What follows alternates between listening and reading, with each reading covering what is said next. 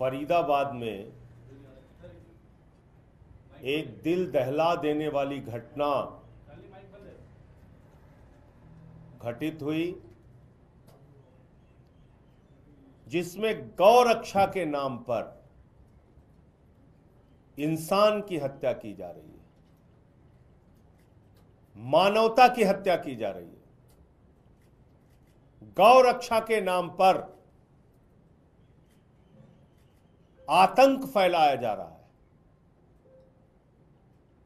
ये कौन है जो गाय की रक्षा के ठेकेदार बने हुए हैं? ये कौन लोग हैं जो धर्म के ठेकेदार बने हुए हैं? किसने इनको गाय की रक्षा और हिंदू धर्म की रक्षा की ठेकेदारी दी है? देश के प्रधानमंत्री ऐसे तमाम मामलों में एक शब्द नहीं बोलते। भारतीय जनता पार्टी ऐसी हत्याओं पर खामोश रहती है।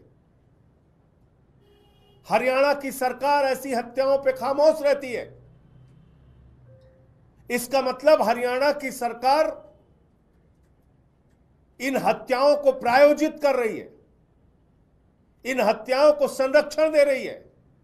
इन हिंसक कार्रवाइयों के पीछे हरियाणा की सरकार है, उनके संरक्षण में सब कुछ हो रहा है। 12वीं में पढ़ने वाला एक छात्र आर्यन मिश्रा, 30 किलोमीटर तक उसको दौड़ाया गया, 30 किलोमीटर तक उसका पीछा किया गया। ये तथाकथित अपने आप को गौ रक्षक कहने वाले लोग, जो भारतीय जनता पार्टी और हरियाणा सरकार के संरक्षण में काम कर रहे हैं, और उसके बाद उसको पीट पीट के मार डाला। और ये कोई पहला मामला नहीं है। बंगाल के गरीब मजदूर को गुड़गांव में पीट पीट के मार डाला।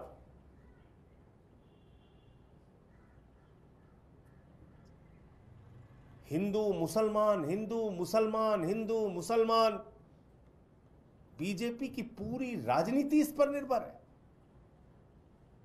कितनी नफरत भरी हुई है इन लोगों के मन में। पहले मुसलमानों को मारो, उनके घर तोड़ो, फिर हिंदुओं को मारो, फिर उनके घर तोड़ो, फिर दलितों को मारो, फिर उनके घर तोड़ो, फिर आदिवासियों को मारो, फिर उनके घर तोड़ो। इस देश के लिए कोई अच्छे काम भी करने हैं इन लोगों को। हरियाणा की सरकार इस हत्या के पीछे शामिल है, भारतीय जनता पार्टी इस हत्या के पीछे शामिल है। और आर्यन मिश्रा के पिता का बयान सुनिए, कितनी पीड़ा के साथ उन्होंने बोला कि मोदी सरकार इस प्रकार की हत्याओं को प्रश्रय दे रही है, संरक्षण दे रही है, इस तरह की कार्रवाइयों को।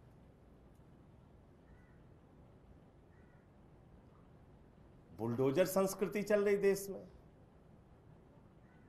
144 करोड़ लोग सरकारें बना रहे हैं। बाबा साहब डॉक्टर भीमराव अंबेडकर जी संविधान लिख के गए। अपराधों के लिए देश में कानून बना है, न्यायपालिका बनी है। अपराधियों को सजा देने के लिए लोकतंत्र की जगह बुलडोजर तंत्र चल रहा है। अभी एक बड़ी सख्त टिप्पणी न्यायपालिका की सुप्रीम कोर्ट की बुलडोजर के बारे में आई है। अपराध है, आप धारा के अलग अलग धाराएं हैं, उसमें आप मुकदमा दर्ज कीजिए, कार्रवाई कीजिए, सजा दिलाइए। किसी के घर पे बुलडोजर कैसे आप चला सकते हैं? और मैं बार बार कहता हूं कि बुलडोजर किसी का सगा नहीं है। यह बहुत बेवफा है बुलडोजर। यह कभी छतरपुर के मध्य प्रदेश में मुसलमान के घर पे चलता है तो भाजपाई लड्डू बांटते हैं, खुशी मनाते हैं, ए बुलडोजर चल गया, मुसलमान का घर जमींदोज हो गया। फिर काशी में चलता है, हमारे पुरातन मंदिरों पे चलता है। 300 से ज्यादा मंदिर तोड़े गए काशी के अंदर, मैं पूरी जिम्मेदारी से बात कह रहा हूं। 300 से ज्यादा इन्हीं भाजपाइयों के द्वारा बुलडोजर चला चला के वहां लोगों के घर तोड़े गए। उससे चैन नहीं मिला। तो श्री राम की नगरी अयोध्या पहुंच गए। अयोध्या में 4000 घर लोगों के तोड़े, 4000 घर जमींदोज कर दिया बुलडोजर चला के। कई मंदिर तोड़ डाले वहां पे। ये देश का विकास करेंगे ये लोग? कहीं अयोध्या में बुलडोजर चल रहा है, कहीं काशी में बुलडोजर चल रहा है। और कितने छद्म राष्ट्रवादी हैं भाजपाई, भारत माता की जय लगाते हैं और भारत माता के मंदिर पर वाराणसी में, काशी में बुलडोजर चलाते हैं। भारत माता के मंदिर पे बुलडोजर चला दिया। नोएडा में एक त्यागी के घर पे बुलडोजर चलाया, बदले में फिर जिन लोगों ने आरोप लगाया था उनके घर पे बुलडोजर चलाया। तो क्या बुलडोजर से भला होने वाला है इस देश के लोगों का? क्या ये गौ रक्षा के नाम पे इंसान हत्या से इस देश को तरक्की मिलेगी, विकास मिलेगा, रोजगार मिलेगा, महंगाई कम होगी क्या हिंसा और नफरत की राजनीति से? लेकिन नहीं, ये सुनियोजित तरीके से कराया जाता है। अभी महाराष्ट्र की एक तस्वीर है, एक बूढ़े आदमी को कई लोग मिलके मार रहे हैं, मुसलमान है, ट्रेन में चल रहा है।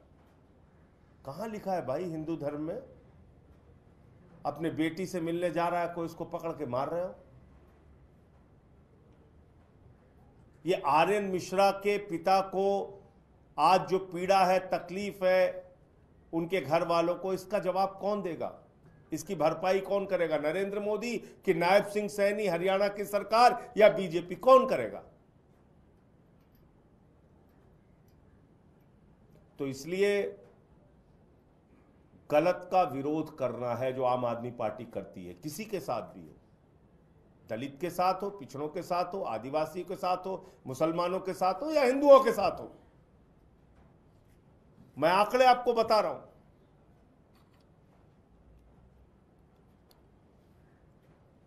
और इससे आपको अंदाजा लग जाएगा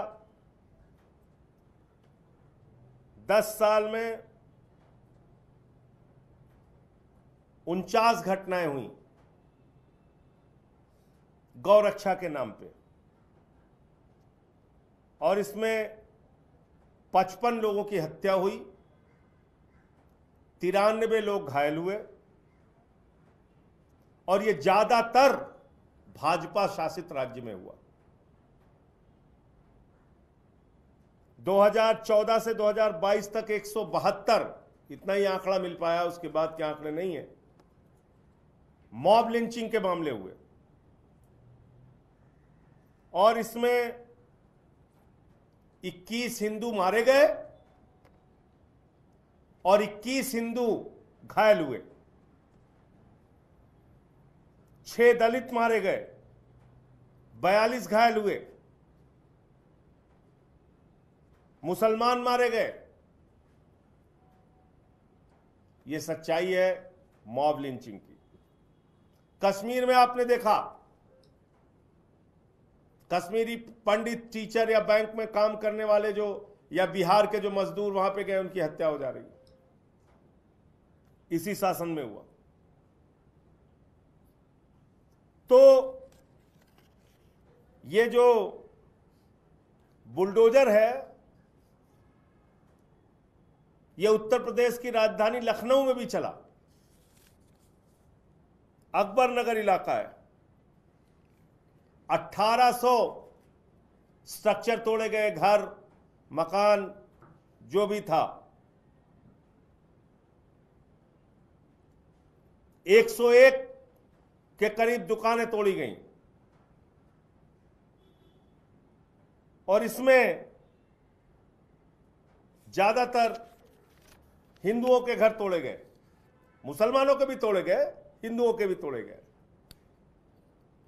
तो मैं भाजपाइयों से यह कहना चाहता हूं, इस देश को नफरत की आग में झोंकना बंद करो।